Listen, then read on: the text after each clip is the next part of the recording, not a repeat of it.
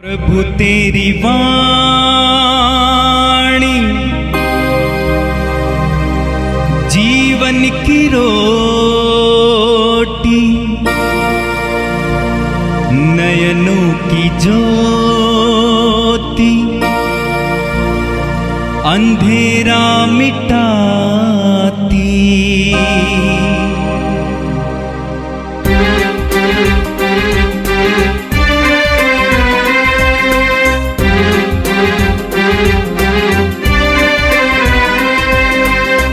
प्रभु तेरी वाणी जीवन की रोटी, नयनों की ज्योति, अंधेरा मिटाती।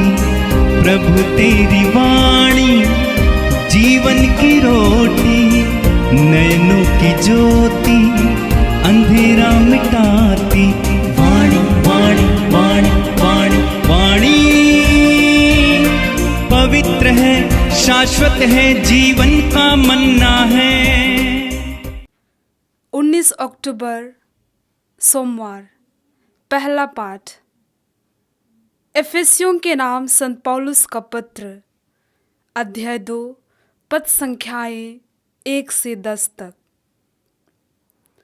आप लोग अपने अपराधों और पापों के कारण मर चुके थे, क्योंकि आपका आचरण पहले इस संसार की रीति के अनुकूल, आकाश में विचरने वाले अवदूतों के नायक के अनुकूल था, उस आत्मा के अनुकूल था जो अब तक ईश्वर के विरोधियों में क्रियाशील है। हम सभी पहले उन विरोधियों में सम्मिलित थे जब हम अपनी वासनाओं के वशीभूत होकर अपने शरीर और मन की कुप्रवृत्तियां पूरी करते थे। हम दूसरों की तरह अपने स्वभाव के कारण ईश्वर के कोप के पात्र थे, परंतु ईश्वर की दया अपार है। हम अपने पापों के कारण मर चुके थे, किंतु उसने हमें इतना प्यार किया कि उसने हमें मसीह के साथ जिलाया। उसकी कृपा ने आप लोगों का उद्धार किया। उसने यीशु मसीह के द्वारा हम लोगों को पुनर्जीवित किया और स्वर्ग में बैठा दिया। उसने हमको यीशु मसीह में जो दयालुता दिखाई, उसके द्वारा उसने आगामी युगों के लिए अपने अनुग्रह की असीम समृद्धि को प्रदर्शित किया। उसकी कृपा ने विश्वास के द्वारा आप लोगों का उद्धार किया है। यह आपके किसी पुण्य का फल नहीं है, यह तो ईश्वर का वरदान है। यह आपके किसी कार्य का पुरस्कार नहीं है, और इसलिए इसका श्रेय कोई भी नहीं ले सकता। ईश्वर ने हमको बनाया, उसने यीशु मसीह द्वारा हमारी सृष्टि की, जिससे हम पुण्य के कार्य करते रहे और उसी मार्ग पर चलते रहे जिसे ईश्वर ने हमारे लिए तैयार किया है। यह प्रभु की वाणी है। संत लूकस के अनुसार पवित्र सुसमाचार, अध्याय 12, वाक्य 13 से 21 तक। भीड़ में से किसी ने यीशु से कहा, गुरुवर, मेरे भाई से कहिए कि वह मेरे लिए पैतृक संपत्ति का बंटवारा कर दे। उन्होंने उत्तर दिया, अरे भाई, किसने मुझे तुम्हारा पंच या बंटवारा करने वाला नियुक्त किया है? तब यीशु ने उनसे कहा, सावधान रहो और हर प्रकार के लोभ से बचे रहो, क्योंकि किसी के पास कितनी ही संपत्ति क्यों न हो, उस संपत्ति से उसके जीवन की रक्षा नहीं होती। फिर यीशु ने उनसे यह दृष्टांत सुनाया। किसी धनवान की जमीन में बहुत फसल हुई। वह अपने मन में इस प्रकार विचार करने लगा, मैं क्या करूं मेरे यहां जगह नहीं रही जहां अपनी फसल रख दूं। तब उसने कहा, मैं ये करूंगा, अपने भंडारों को तोड़कर उनसे और बड़े भंडार बनवाऊंगा, उनमें अपनी सारी उपज और अपना माल इकट्ठा करूंगा और अपनी आत्मा से कहूंगा, अरे भाई, तुम्हारे पास बरसों के लिए बहुत सा माल इकट्ठा है, इसलिए विश्राम करो, खाओ पियो और मौज उड़ाओ। परंतु ईश्वर ने उससे कहा, ऐ मूर्ख, इसी रात तेरे प्राण तुझसे ले लिए जाएंगे और जो कुछ तूने इकट्ठा किया है वह अब किसका होगा? यही दशा उसकी होती है जो अपने लिए तो धन एकत्र करता है किंतु ईश्वर की दृष्टि में धनी नहीं है। यह प्रभु का दिव्य सुसमाचार है। ख्रिस्त प्रभु की जय। मेरे प्रिय भाई और बहनों, आज के पहले पाठ में संत पौलुस हमें याद दिलाते हैं कि हम पहले क्या थे और हमें बताते हैं कि आज हम जो हैं वो प्रभु की कृपा से है। पौलुस कहते हैं, हम अपनी वासनाओं के वशीभूत होकर अपने शरीर और मन की कुप्रवृत्तियां पूरी करते थे। हम दूसरों की तरह अपने स्वभाव के कारण ईश्वर के कोप के पात्र थे, परंतु ईश्वर की दया अपार है। हम अपने पापों के कारण मर चुके थे, किंतु उसने हमें इतना प्यार किया कि उसने हमें मसीह के साथ जिलाया। उसकी कृपा ने आप लोगों का उद्धार किया है।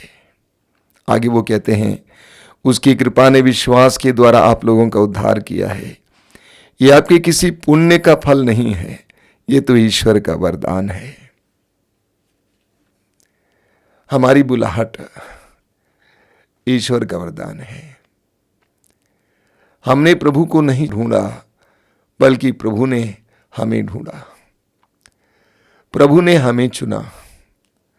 वास्तव में जितना हम अपने मसीही और विश्वासी होने के बुलाहट पर मनन करते हैं, उतना हम अपने में नम्रता का एहसास करेंगे। देखिए, आप पढ़ेंगे संत पौलुस प्रेरित चरित्र में और अपने पत्रों में भी बार बार याद दिलाते हैं कि वो क्या थे, कि वो कहते हैं कि मैं कैसा इंसान था। मैं प्रभु यीशु के शिष्यों पर अत्याचार करने वाला इंसान था।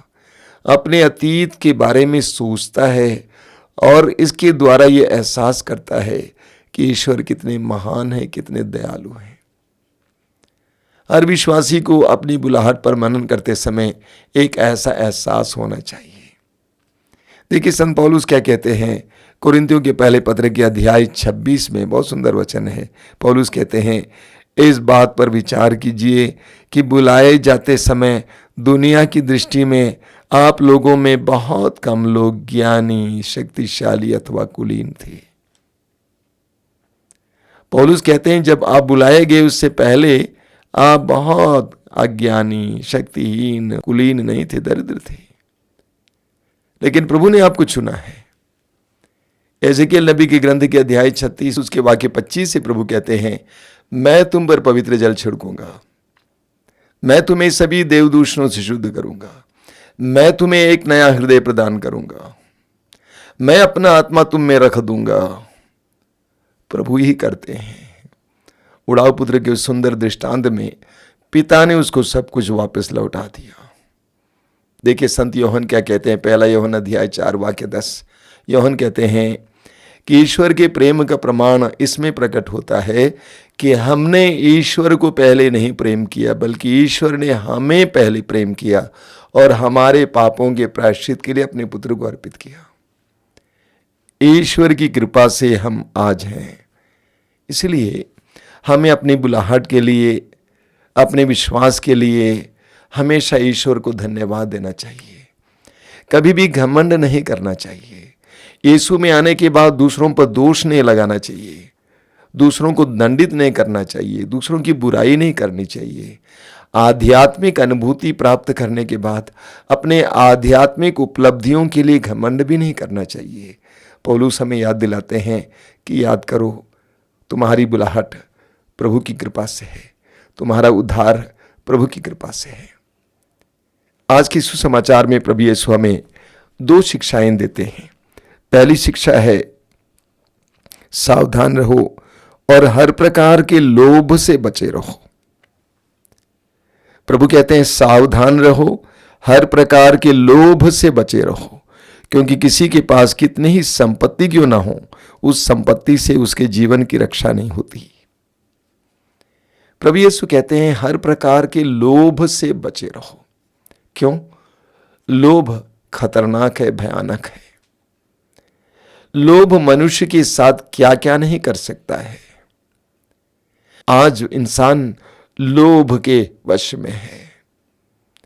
आप पढ़ेंगे तिमोथी का पहला पत्र, उसकी अध्याय 6 वाक्य 9 और 10 में संत पौलुस कहते हैं कि धन का लोभ हमें कहां पहुंचा सकता है।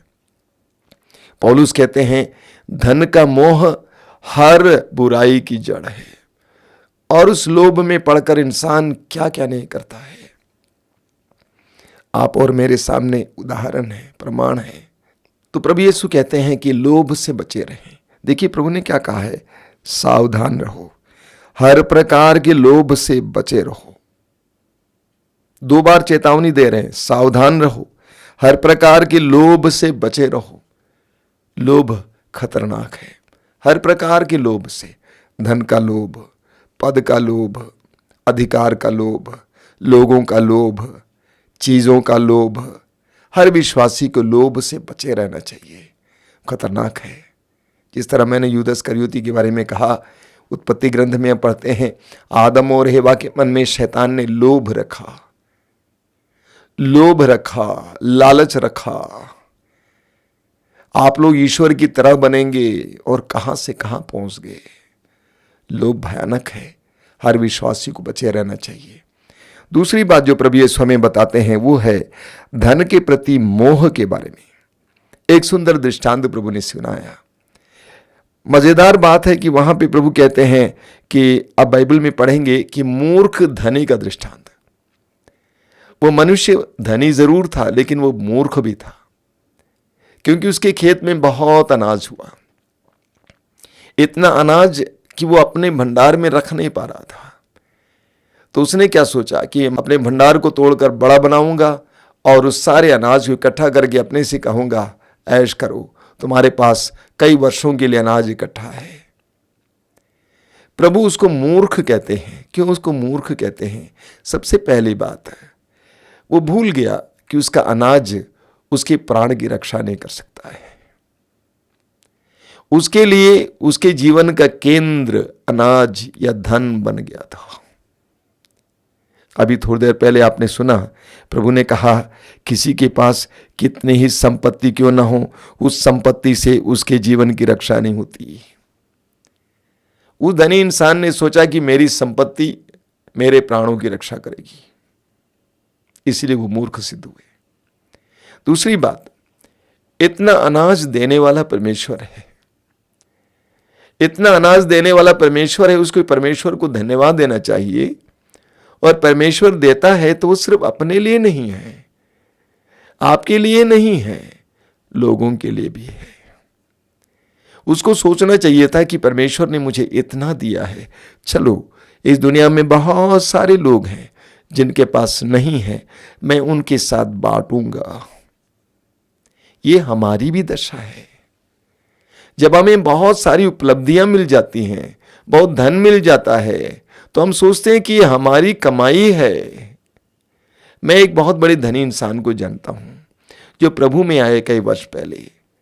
उनको भारत के राष्ट्रपति से पुरस्कार भी मिला है, बहुत बड़ा पुरस्कार मिला है। तो उन्होंने मुझसे कहा जब तक मैं प्रभु में नहीं आया था, मैं सोचा करता था कि मेरी सारी संपत्ति मेरी बुद्धि और मेरी कुशलता और मेरी मेहनत का फल है। लेकिन जब मैं प्रभु में आया उस समय से मुझे इस बात का एहसास हुआ कि मेरे पास जो कुछ है वो ईश्वर की देन है। ये मूर्ख भूल गया कि उसके खेत में अगर इस वर्ष ज्यादा अनाज हुआ तो ईश्वर की देन है।